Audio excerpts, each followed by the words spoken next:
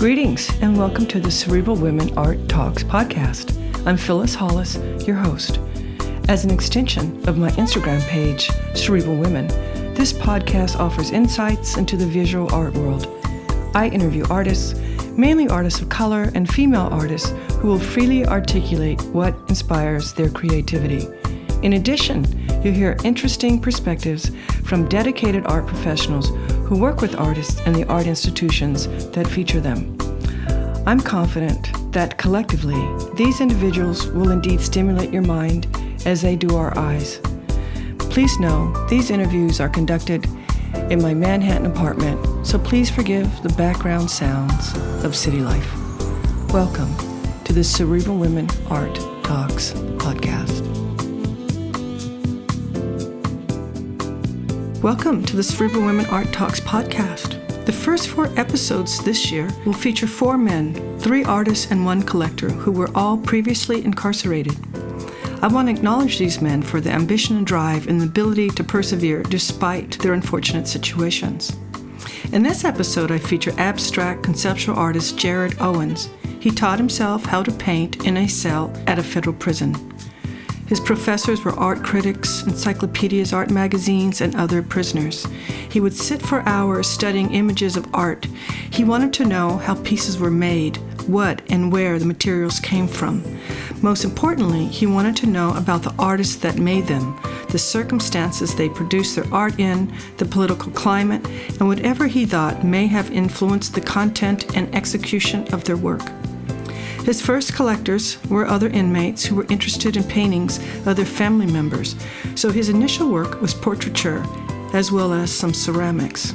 He eventually began to focus on abstract expressionism and was influenced by paintings by Caravaggio, Francis Bacon, Jackson Pollock, and even Thornton Dial, among others.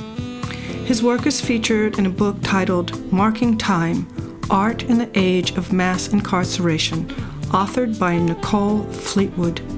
She spent 9 years researching the inner lives and creative visions of incarcerated men and women, and further examines the severe injustices of the criminal justice system while sharing the fact that America's prisons are filled with art. Welcome to the Cerebral Women Art Talks podcast. Enjoy this episode featuring Jared Owens. Jared, happy holidays. It's great having you. Thank you. Thank you for having me. Happy holidays to you also. Thank you. Yeah, we made it through the snow, huh? Yeah, yes, we did. As we've been doing since we were kids. Yes, exactly. It's great not to have to shovel any snow.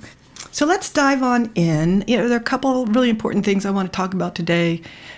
In addition to you being an artist, I want to make sure we speak about Nicole Fleetwood's book. Mm-hmm. But before we go there, let's just start off with you sharing with listeners when you first discovered that you are innately an artist. Probably when I was a child. I was always a doodler. I always fiddled. I was always drawing on, pieces of paper.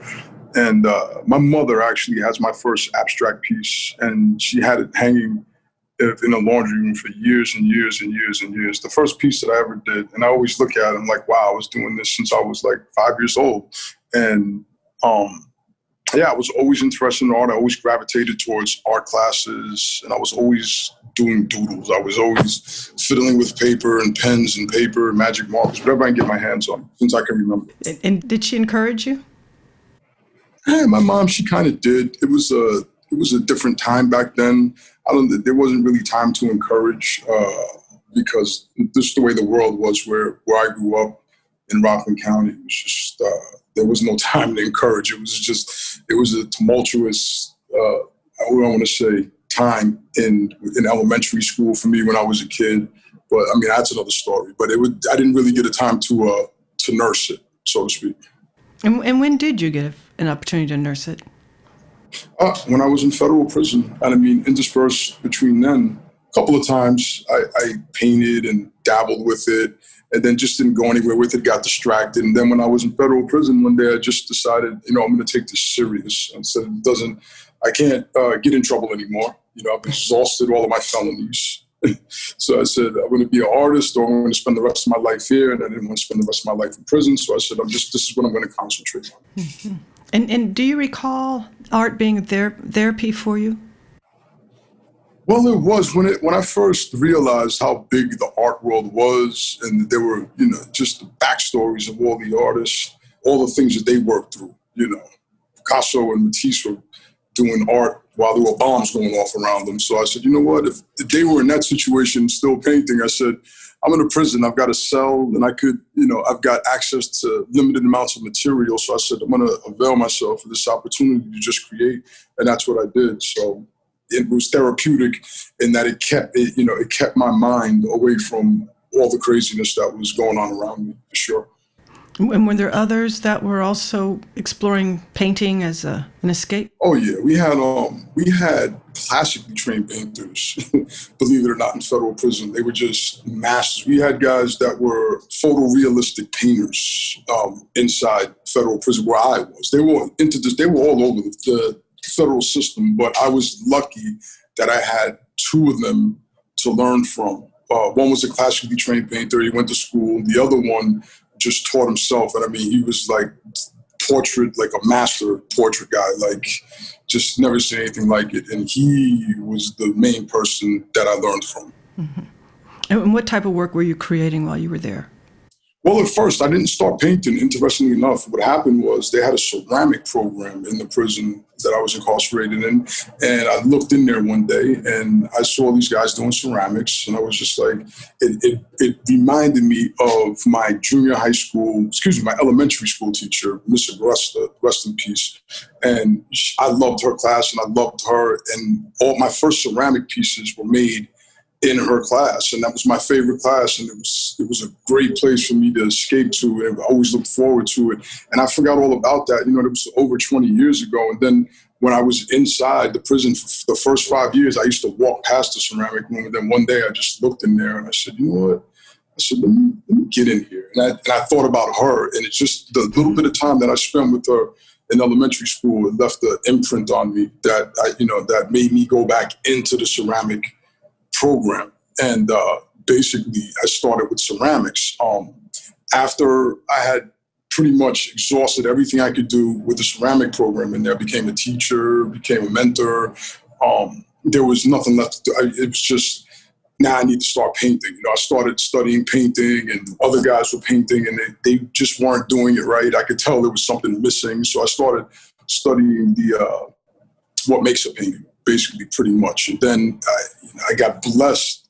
Like I told you before, I had two guys come in one was classically trained, and the other one was just an amazing photorealist painter. So I learned basically color theory, the spatial elements inside of a rectangle or a square in the picture plane, things of that nature. I learned from those guys. And then I just kind of picked it up and I ran with it after them. I knew I didn't want to do what they did, and they encouraged me not to do what they did.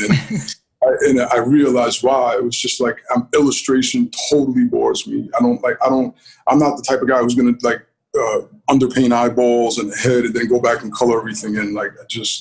That's not me. I can't do it. It's so simple now that I know how to do it that I just refuse to do it. But I thought you did paint portraits. I painted portraits in prison because luckily I picked it up very fast, and it was a quick way to earn a buck, to put back into ceramics, to put back into buying more books on art, to learn about art history, to get magazine subscriptions, just to keep studying. And I did them because I was good at them, and I was fast, and I could knock them out. It just came naturally to me. And it was just something that I did to get it under the belt and kind of pay my dues. I knew in the back of my head, there's no future in being a portrait artist out here, unless you're going to put a twist on it. And I had no intentions of being Mr. Wiley or any of those other guys. They kind of got that sewed up. So I said, unless I'm going to do something different, it doesn't make any sense for me to even go into that genre of art creation. So for me, it was just like they became like puzzles. I just wanted to learn how the values, the tones, the tonalities, and then the color relationships, things like that. I was looking at it more from a scientific viewpoint than, deriving any joy. When I would finish one, I would just laugh at guys. They'd be so amazed. Oh my God, it looks so real. And it was something I learned how to do in a year. And I was just like, wow, I learned how to do this in a year. And people are impressed by it. I was like, I got to switch gears. And that's basically what I did. So you switched to abstraction.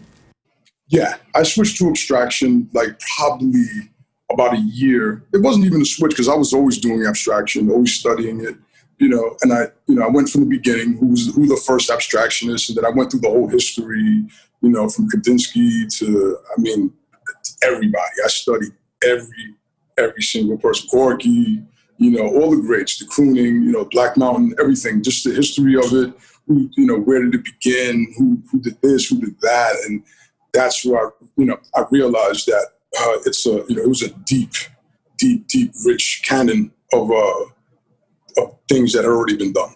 Mm-hmm. What artist would you say influenced you the most? Matisse for his color and the fact that he was interested in the life of just objects. As far as abstraction, man, I love it's all over the place. I love Clifford Still. I love Clifford Still. De Kooning, of course. Joan Mitchell. Really. Pollock, yeah, a little bit something. Yeah, I like some Pollocks. I like the Pollocks that other people don't like. I like the Rothkos that other people, the ones he did before he started doing the color fields. I like Helen Frankenthaler. All of them are influential to me. I like artists a lot of people haven't heard of. Like, I like Irving Petlin. He's got a couple of paintings that I like that are really strange and psychologically mysterious. Because there's so many. There's so many. I love everybody. Everybody has a favorite painting of mine. Let's put it that, yeah. So, what do you enjoy most about being an artist? It's an unregulated market, like selling drugs, which I was involved with for half my life. There's nobody, there's no sanctioning body. There's nobody for me to answer to. I could paint till 5 o'clock in the morning, wake up in the afternoon, paint again. I have nobody to answer to. Mm-hmm. And that's my main thing. I just want to do what I want to do. I don't want anyone to tell me, oh, you can't do this, you can't do that. And I love that it's unregulated and that there is no blueprint for it. There is just, I love the freedom of just my expression, just being able to flourish. And I don't have really to worry about someone telling me what I can or cannot do. Mm-hmm. Do you ever think about your audience while you're creating work? No, they don't exist at all, because you'll never hear me say creating my work. It's always, for me, it's always going to be the work. I am nothing but an antenna. I don't ever see anything. I try to look at the pieces that come off as if I had nothing to do with their creation. I want to see them and then be like, damn, did I do that? Or how did that come about? I never know when I'm painting or creating, I'm in a fugue state. I can't remember what I'm doing, really, pretty much. I just go. It's just weird. I can't really explain. I guess everybody's different, but for me, it's sometimes I can paint for hours with silence. Sometimes I paint with music. But I'm just an antenna. I don't see too much of me. Really, there's not much of me inside the art itself. I'm just like an antenna, and I'm just transmitting with my physical body, through my hands, through my arms, through motion, through my eyes, what the universe is saying. It's almost like the pieces already exist, like they're already done. I'm just pulling them out of the ether and putting them, on the canvas. That's what I like to go for. I don't like, I like happenstance in the work. I don't like just like illustration, illustration is so predictive. It's just like, okay, color it, this color. I like happenstance in the work, and I like to not know what I'm going to do next. I kind of appear in front of the, blank space, and I say, okay, I guess I'm going to do this. I don't try to steer too much or put any of me into anything that I supposedly do. Interesting. So I recently saw one of your works called The Corner Cell, and it said that you used debris from the prison yard of the Federal Correction Institution. Mm-hmm. Okay, so the background, just a side note, I usually cannot stand anything that I create. I always pick it apart, and I'm very critical about pieces that I make, but that's one of the pieces that I love. That piece is actually in Artforum also. That piece right there has the soil from inside the prison yard at FCI Fairton where I was incarcerated. It was suggested to me by Jesse Crimes, who's also in the exhibition with me at PS1. We've done a bunch of exhibitions together. I watched him make Apocalyptine. I was the one who helped sneak it out of the federal prison, showed him how to sneak it out of the prison. He started explaining to me, the importance of materials and things that I already investigated and studied. And, I had side notes in my head about materiality and things like that. Have another consideration when somebody's viewing the work. So because of him, I have sent maybe 20 pounds of soil from inside the prison home. So, I would send it home. My mother would be like, why are you sending dirt home? I'd be like, Ma, I say, Ma, that's gold right there. You won't understand. She'd be like, what? So I have jars and jars and jars of it. And even the symbolic nature of sprinkling it on a painting and adhering it, then I'll do that because it adds a layer of depth to the viewer's consideration of, the impossibility of taking a raw material from a place that's supposedly secure and then sticking it on a canvas is just another layer of depth that I wanted to add to it. So a lot of my works, I think every work in PS1 has soil from Ferriton in it. And there's some other works that I have. I actually have one at the Philadelphia, the African American Museum in Philadelphia that has it caked on there. And I'm working on some pieces right now where it's going to be like you're really, really going to see it. It's going to be all over. You're going to know that it's soil automatically. And I also, I was interested in the beginning. Picasso painted with sand. Jackson Pollock did, when he was studying in the Indian paintings that he was looking at the sand paintings, things of that nature. A lot of abstract expressionists used, sand inside their paintings. So it's kind of like a throwback to a long tradition of adding other material elements into the picture plane. And it's kind of a conversation that I'm having about that to anybody who knows art history. It's kind of, they'll say, oh, this artist did that. And I'm kind of like continuing that because I see that a lot of that's gone away. So I want to keep it alive. So on the topic of PS1, let's talk about Dr. Nicole Fleetwood's book, Marking Time, Art in the Age of Mass Incarceration, which highlights more than 35 artists. So what was it like working with her and PS1 and the other artists? Well, she's incredible. I mean, before PS1, the first exhibition I did with her was at the Zimmerli Museum at Rutgers University in New Brunswick, where she was a teacher at the time. And that's when I first met her. And she expressed to me that, one day this is going to be a book. And this is like 7 years ago. And, when you meet somebody and they say, hey, I'm going to do this, that, and the other thing, you're like, okay, show me, whatever. But with her, everything she said she was going to do, she has, brought to life. So it was amazing just to go through the whole thing with her, to answer the emails and her asking me questions. And then, like the same way we're having this talk right now, I've done this with her numerous times in person and on Zoom, because I consider her my friend also, other than our professional relationship, which is I'm the subject and she's the actual, the person who's reporting on the subject matter. And then, she's in my inner circle of just artistic friends. So the collective is me, Jesse, and Gilberto Rivera, just from Ferriton.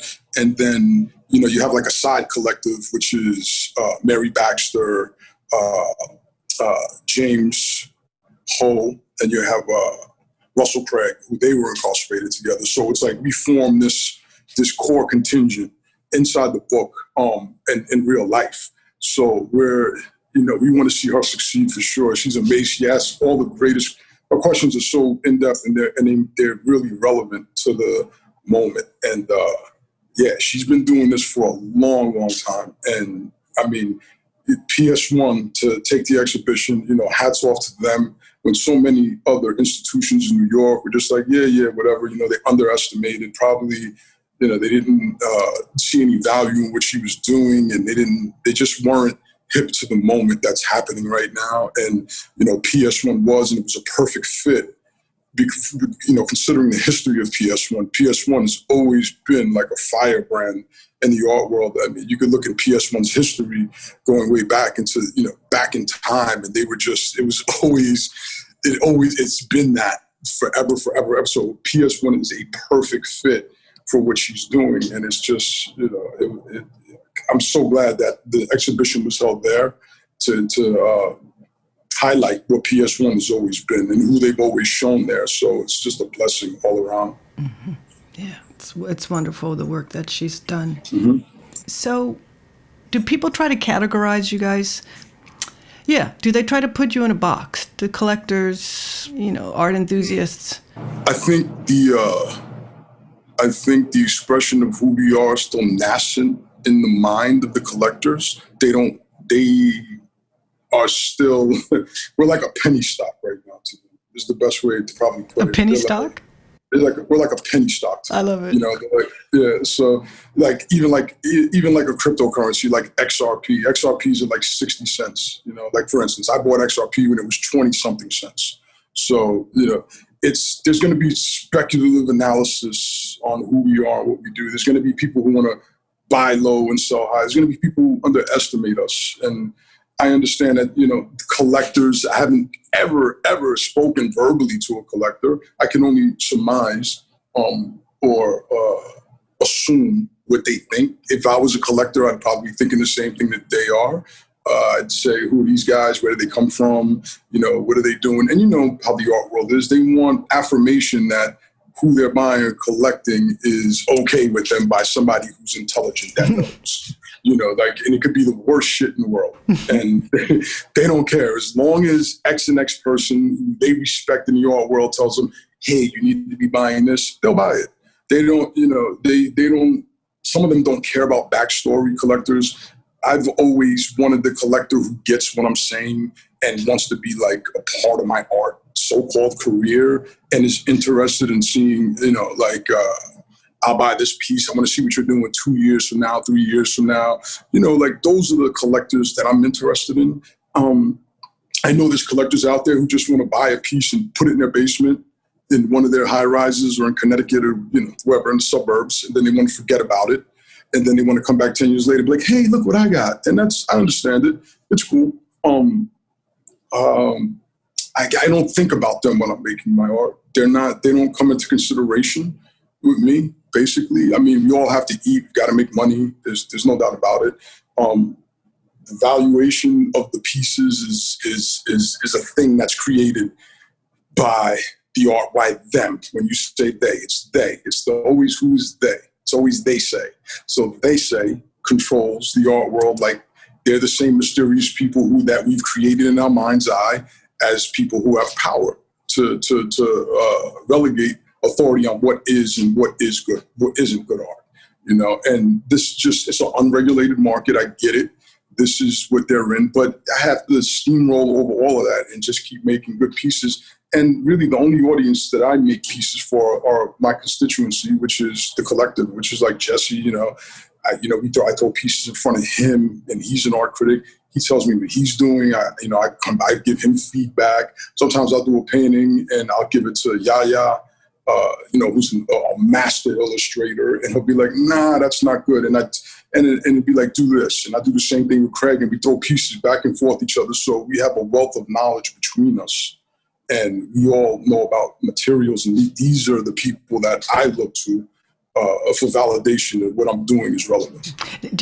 Are you aware of any of your peers that decided to go to school to get a degree or a master's? Well, right now, Russell Craig is actually in Bard College.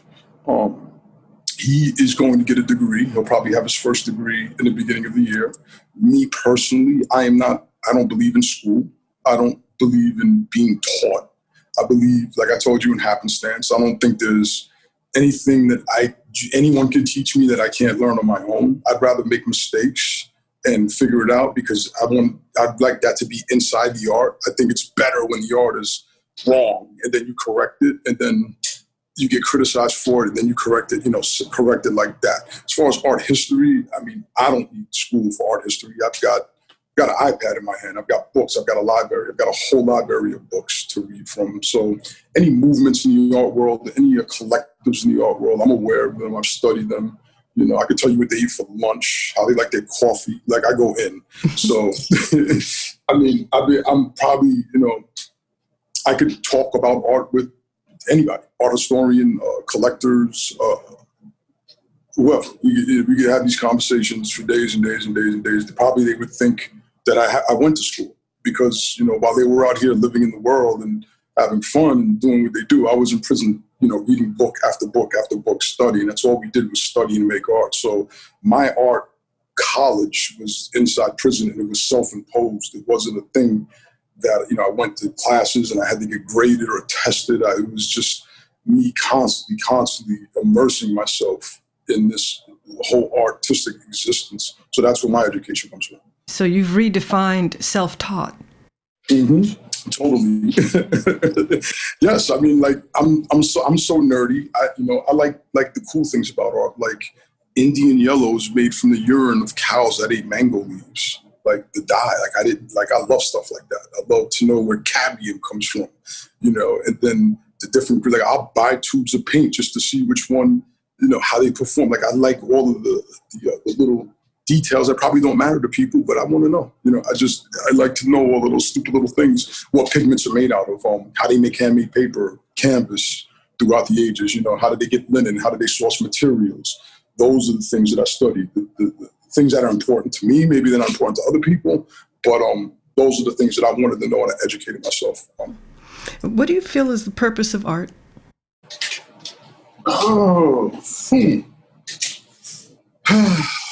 To be like a newspaper. It should be current events. The art should be current events, and if it's not current events, it should tie history into the present, contemporary conversation that's taking place. I don't really. I mean, it's artists everywhere. How could you escape it? Your clothes are made by an artist. The building you're looking at is made by artists. Half the furniture that you're sitting on, looking at in the rooms, it surrounds you. The shit's everywhere. You can't even escape it. I mean, everything. People take it for granted. Even cars are made by artists. Engineers are artists to me. It's all over the place. It's like literally. Yeah. So another question is, how do you define Black art? Here's the thing. They're always going to try. That's another pigeonhole, right? Yes. So this is the pigeonhole conundrum, right? The art world supposes that they're going to give me a leg up if I'm Black, homosexual, and making good work, right? So that right there just puts me in another bracket in the art world. And now I'm none of those things, and I have nothing against artists who use that to get where they are. More power to you. Whatever you got to do to eat, you do. Them trying to make me an African-American, so-called African-American artist in the art world who's been good, that so happened to be incarcerated, right? They're going to try to put me in that box, and I get it. So they're going to, it's African-American artist that's been incarcerated and is now making socially relevant work that's talking about what's going on right now in the contemporary conversation that we're having about just restructuring the way the mind's eye of the European colonial powers see Black people in the art world. They've always marginalized Black people in the art world. They always want to pigeonhole us and put us in these little boxes because it suits them. They don't, regardless of what the work looks like, they want to, they still are struggling to figure out what to do with us as if they have the power. And they do to some degree. But I've never been the person who you can pigeonhole. And if you try to pigeonhole me, I'm going to go around another route. Like, I might design a fucking building tomorrow. I don't know. You know what I mean? Like, I'm not, like, I'm all over the place. Like, I write poetry. I do whatever comes to my mind that I think I want to do, I'm going to try to do. So pigeonholing me and trying to call me an so-called African-American artist is a waste of their time. I mean, they might not even see me as dark enough. And you have to remember that I'm mixed race, so they might not even put me in that box. They might decide to put me in another box, so they can't make me Latino or whatever Latinx. So maybe I'm creating a whole genre of mixed race, ex-incarcerated artists. I don't know how they're gonna I don't know how they're going to pigeonhole me. It's probably going to be really, really hard for them. I know they're going to want to, human nature is to try to categorize everything and stick it in a place so that you can identify it so you know how to deal with it. The dumbest shit you could possibly do is to do that with me because I don't even know what I'm going to do tomorrow. I worship chaos, so I love chaos and art. I love chaos and everything. So it's, if you pigeonhole me, I'm going to feel it and I'm going to go another direction. It's just what I do. I don't want to be in, it's cool to be pigeonholed to a certain degree, pigeonholed into an area where you could, put me in a genre. And, they always want to put you in a genre, R&B, rock, and rightfully so. But I think with art is so fluid that trying to do that with anybody is like, because, it's the backstory that creates the artist and gives the artist the individuality. So I would just hope that they would go with my backstory and not try to say, oh, African-American artists, like you and I both know right now, these boards are bending over backwards to inject diversity into them right now. They're hiring headhunters. They want black, so they could be seen as being diversified, so that they can be seen as, pro-Black Lives Matter, whatever the case may be. That's what they're doing right now. So they're kind of tokenizing the so-called African-American artists is being tokenized right now. And I don't want to be tokenized. I don't want to be lumped in together with, there's a black artist is doing this because, if they want to do that, black artists are making firework right now, crazy work that really, I don't see, there's not too many other artists I see, right? The conversation is about them right now, us, whatever, and there's no way to get out of that conversation. It's just that when you're ignored for so long, and then you start making noise, this is a moment right now in art history that art history needs to grab onto, like for the next 10, 20 years, it is what it is.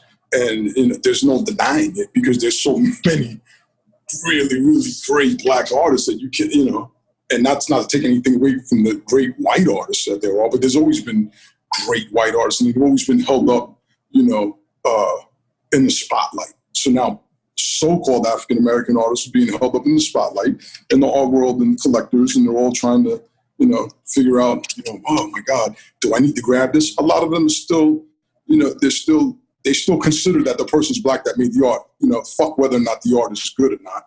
They put that into their considerations. That's how backwards they are and how miseducated they are. They'll say, oh, well, I'm going to buy this because it's safe. The backstory of this artist is safe, for them to buy it. And, PS1 goes through that a lot. A lot of people come through there and they're not even looking at the art. They're wondering about the background of the person who made it. That's how sick they are. They're so crazy. They're like, is it okay to like this? Even though I like the image? Like they're asking themselves this question. But if you go if they delved into the background of some of the artists they hold in such high regard, I'm not going to name any names, but everybody's got, jaded and checkered past for sure. So that's, as always, with black people are being held to a higher degree of scrutiny by the colonial powers that be, and there's no way around that. Yeah, some things either never change or take forever to change. Mm-hmm. And on that note, this has been a great conversation. It's been an interesting conversation. So our final question is, what do you feel your role is as an artist?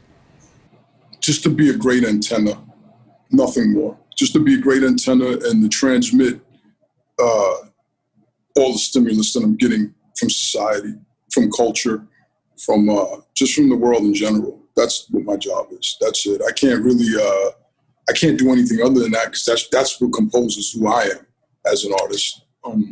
That's just my job. It's just what I chose to do, and I'm just gonna go with it. I have to ignore all the other noise that's going on in the art world of who they assume I'm supposed to be or who I am, and just be me. And just steamroll over all of this, over what they think my career should look like or what I'm supposed to do as an artist, because that's constructs that they're inventing in their minds. Their constructs do not define me. My constructs define me. And that's basically all I could do is just make these constructs and then and just put them in the physical world. That's it. Keep creating. Yes. Keep creating. And thank you. I love your creations. I would like to see some of your ceramics. So. Oh, okay, cool. Yeah, I'll send some to you for sure. Okay, good. So thank you so much. It's been a pleasure. Yes, anytime. And feel free to reach out whenever. Thank you. Thank you.